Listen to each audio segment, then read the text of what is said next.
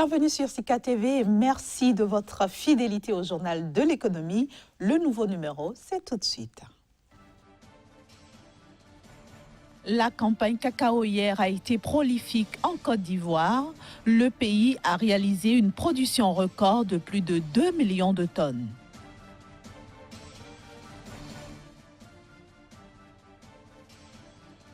La récession économique est terminée en Afrique du Sud. C'est ce que soutiennent les autorités du pays.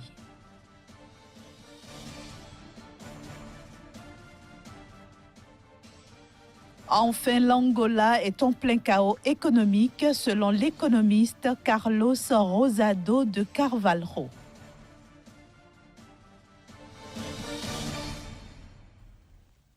Bienvenue à toutes et à tous dans ce nouveau numéro du Journal de l'économie que nous démarrons par la Côte d'Ivoire. La Côte d'Ivoire qui a réalisé cette année une production record de cacao. Selon le président Alassane Ouattara, le pays a franchi la barre historique de 2 millions de tonnes de fèves. La Côte d'Ivoire réalise enfin ainsi un rêve qu'elle caresse depuis plusieurs années. Affiche cette année une production record de cacao. Le pays a franchi le cap des 2 millions de tonnes pour la campagne 2016-2017 qui va s'achever fin septembre. La nouvelle a été annoncée par le président Alassane Ouattara qui s'est félicité des performances du secteur agricole et de sa contribution à l'économie ivoirienne. En effet, de 2012 à 2016, le pays a enregistré une croissance économique de 9% en moyenne grâce à son agriculture. Il franchit la barre de 2 millions de tonnes visée depuis plusieurs années à un moment où le Ghana, qui est le numéro 2 mondial du cacao, a vu sa production atteindre 1 million de tonnes. Les deux pays mènent actuellement des discussions pour harmoniser la production et la commercialisation de leur or brun et ainsi renforcer leur influence sur les marchés de New York et de Londres où se négocie la matière première. Notons que l'Organisation internationale du cacao prévoit une production mondiale record de 4,7 millions de tonnes en hausse de 18,1% par rapport à la campagne 2015-2016 qui s'est établie à 3,981 millions de tonnes. Sur la campagne 2016-2017, la production en Afrique devrait atteindre 3,565 millions de tonnes contre 2,918 millions de tonnes en 2015-2016, en progression de 647 000 tonnes. Toute chose qui, selon les observateurs, pourrait impacter négativement les cours mondiaux, comme ce fut déjà le cas en 2016.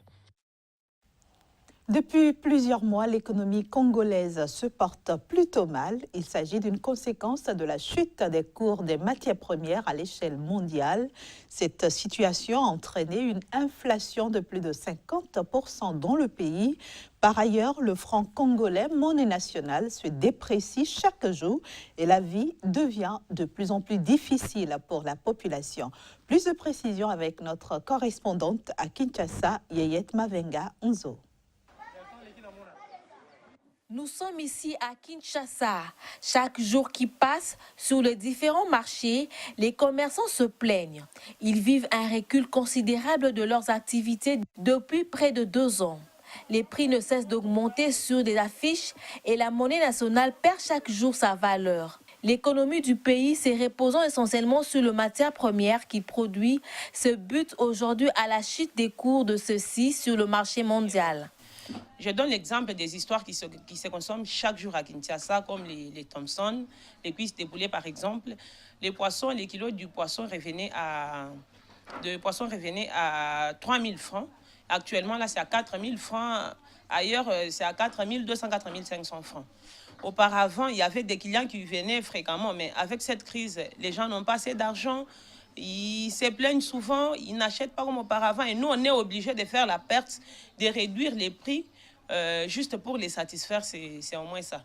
Selon les entrepreneurs, l'inflation a atteint des niveaux jamais connus depuis la mise en circulation des francs congolais il y a de cela 20 ans.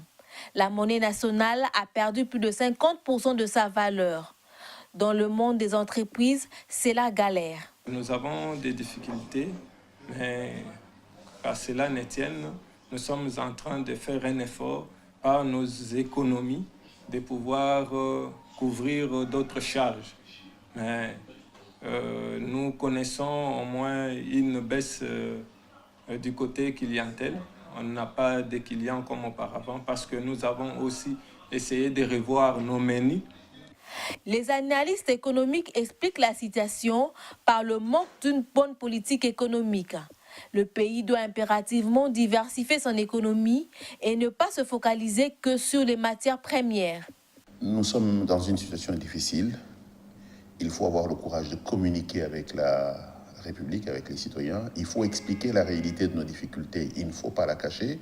Et il faut aller chercher des solutions en dehors des sentiers battus. Mon point de vue, c'est qu'il faut sortir de nos habitudes. Il faut être à mesure de considérer la possibilité de pouvoir recréer une véritable économie nationale. La faiblesse que nous avons aujourd'hui, la situation dans laquelle nous sommes aujourd'hui, c'est que nous n'avons pas une économie nationale. Nous avons une économie de Kinshasa, de Lubumbashi et de quelques villes. Et puis le reste du pays est complètement abandonné. La réalité aujourd'hui est que les marchés des biens et des services connaissent d'énormes difficultés à fonctionner. Le panier de la ménagère s'est vide au fur et à mesure que cette situation dure.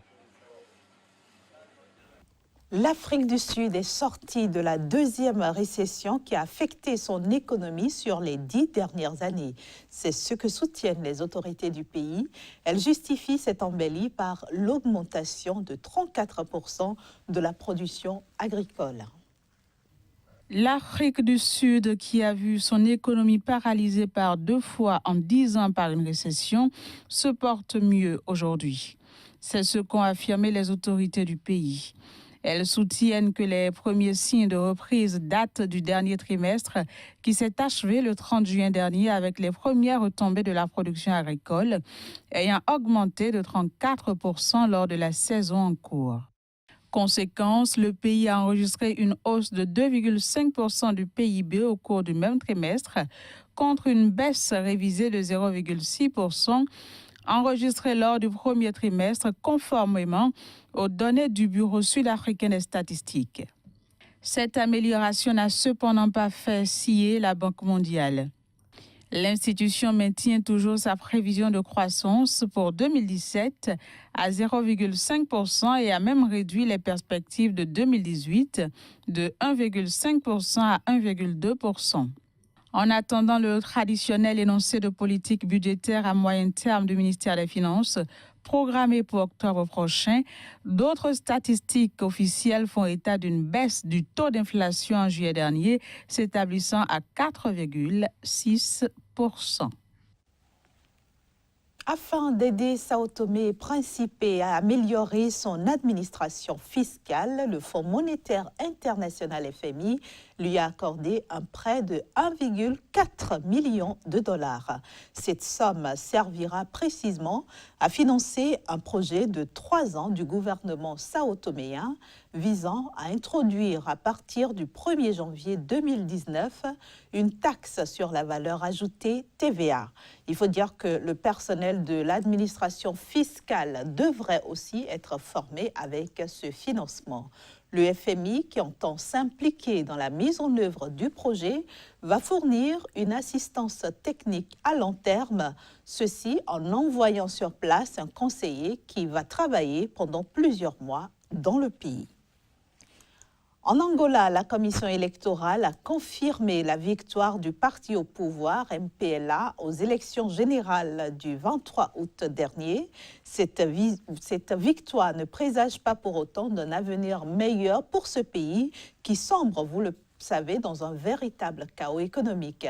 En tout cas, c'est ce que soutient l'économiste Carlos Rosado de Calvajo. Suivons ici ses explications. Avec la victoire du MPLA aux élections générales du 23 août, l'Angola n'est pas prêt de sortir du chaos économique dans lequel il est plongé depuis des années. C'est ce que soutient l'économiste Carlos Rosado de Carvalho. Selon lui, l'Angola est dans un trou immense. La crise est très profonde, la croissance est faible, l'inflation explose et les déficits publics hors de contrôle.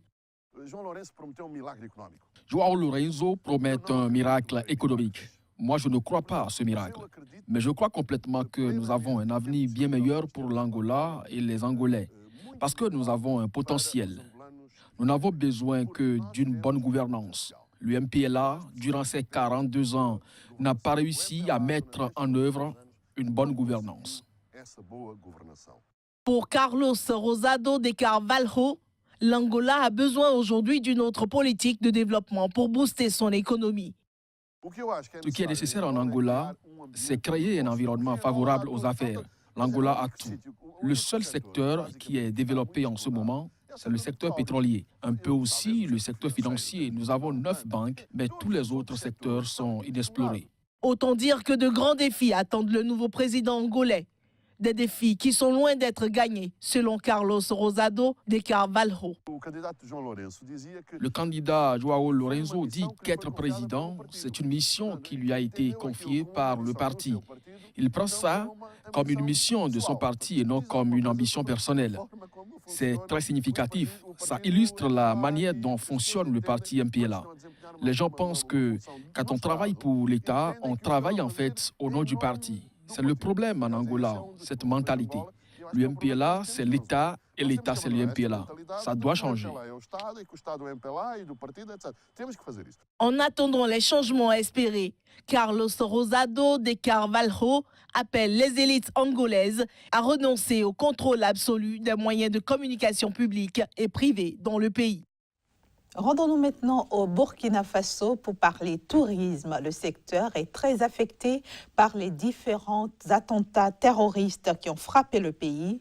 Conséquence, les touristes se font de plus en plus rares.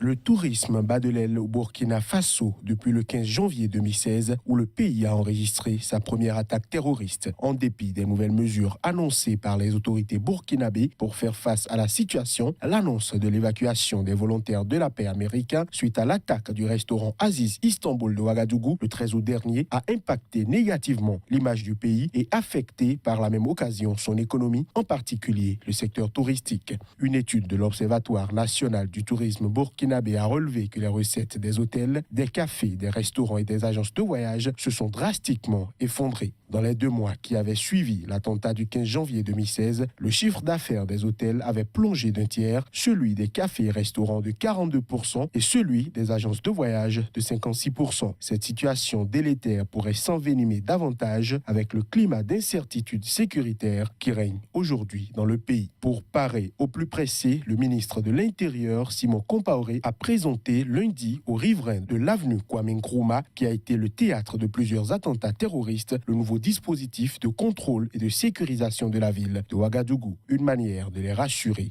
sur la situation. Ainsi se termine ce journal de l'économie que vous pouvez revoir à volonté sur notre site internet. C'est le www.sikatv.info.